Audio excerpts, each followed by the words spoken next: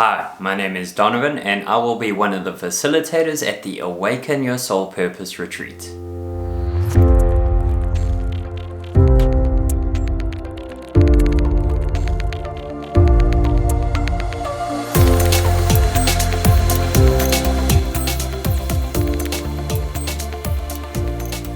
I want to ask you something. Are you hard on yourself? The interesting thing I find is at least 9 out of 10 people who are asked this question to say yes, they are hard on themselves. It's such a common societal issue we're facing these days. It's as if we should be better than what we are, yet we're not, and that becomes a very frustrating idea.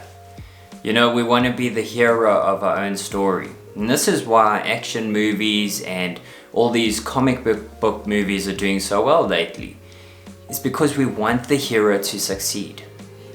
And that hero is ourselves as well. It applies directly to us. Yet when we don't succeed, when we tend to make mistakes or when we fail, instead of being our own cheerleader, we become our worst critic, we become a tyrant toward ourselves. It's as if we should have known better, but we didn't do better.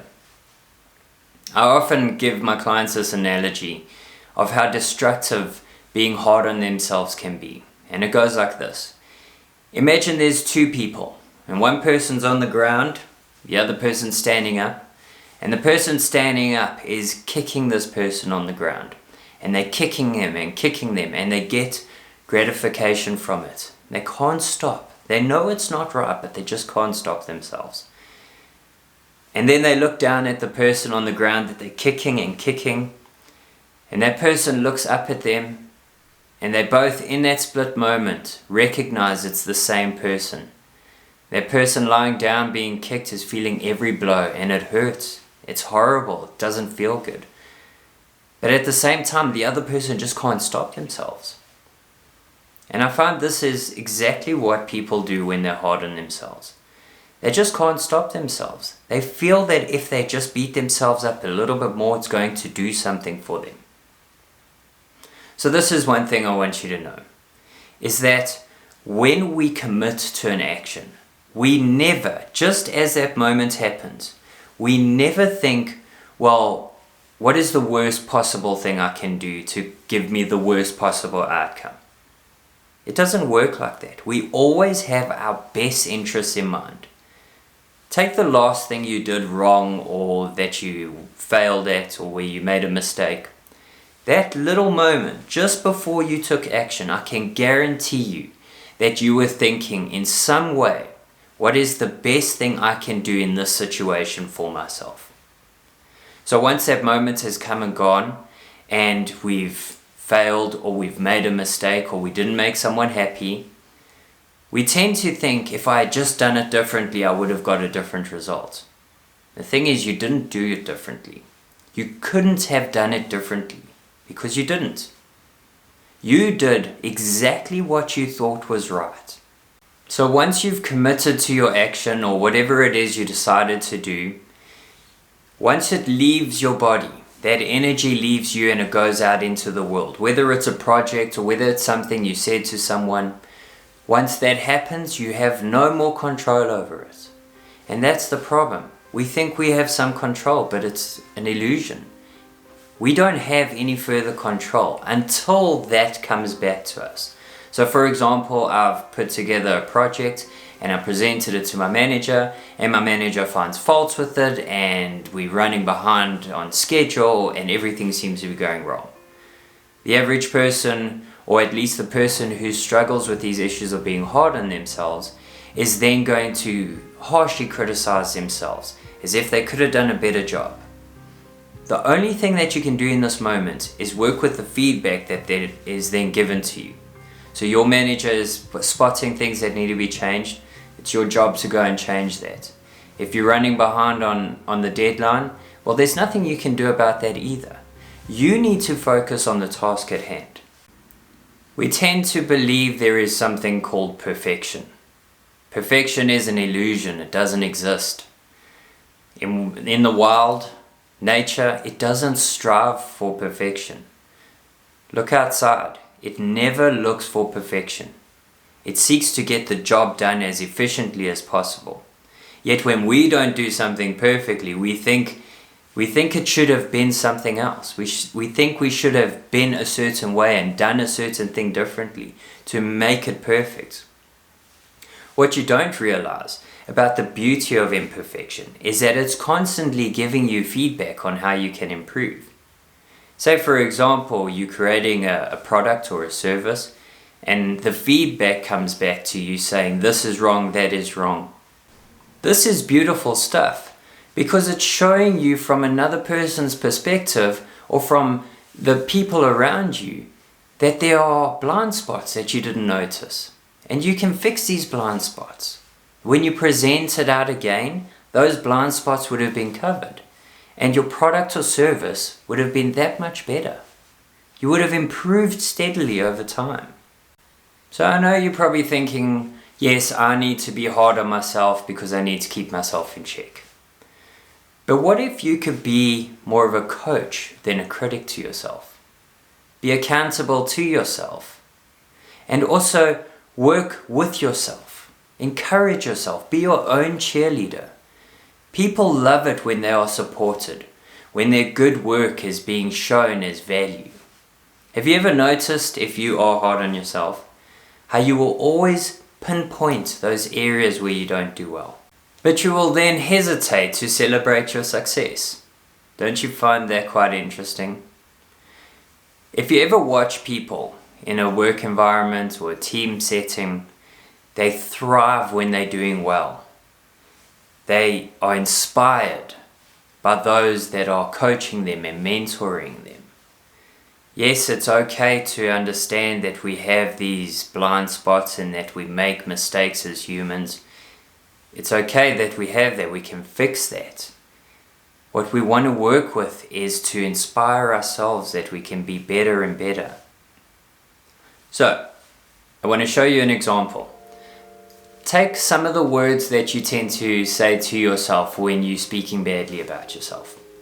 Often people will think something like, oh, I'm such an idiot. Why do I always do that kind of stuff? Now, I want you to think of your own statements that you say to yourself.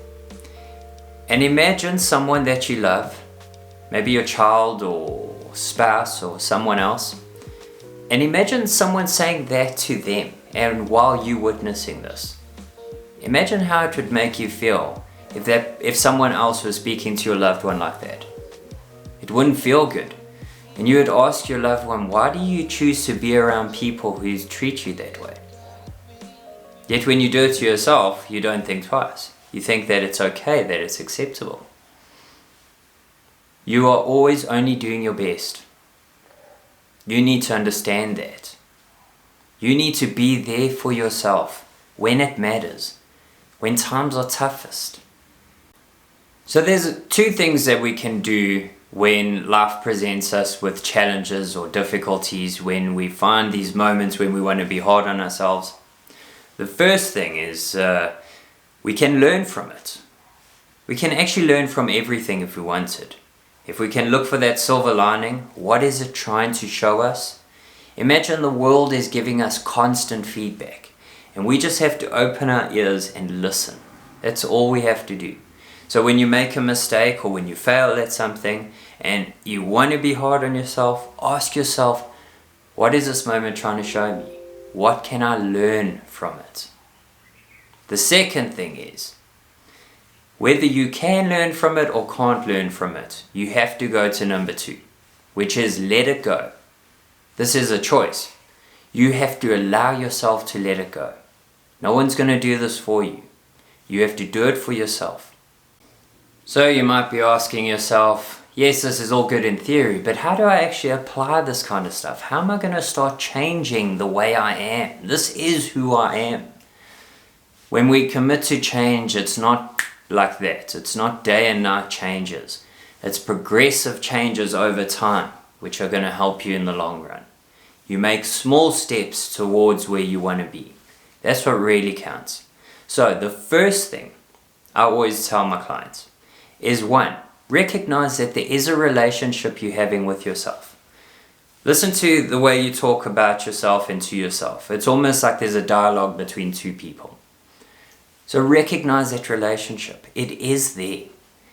Now, if you want to nurture a relationship, any relationship, no matter where you are in that relationship, even if it's not going well, you know you need to take action to change your behavior, to change the dynamic of that relationship.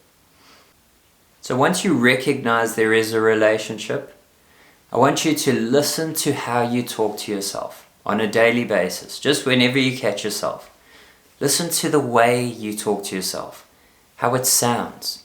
And then imagine someone is saying that to someone that you love. Imagine how hurtful it is.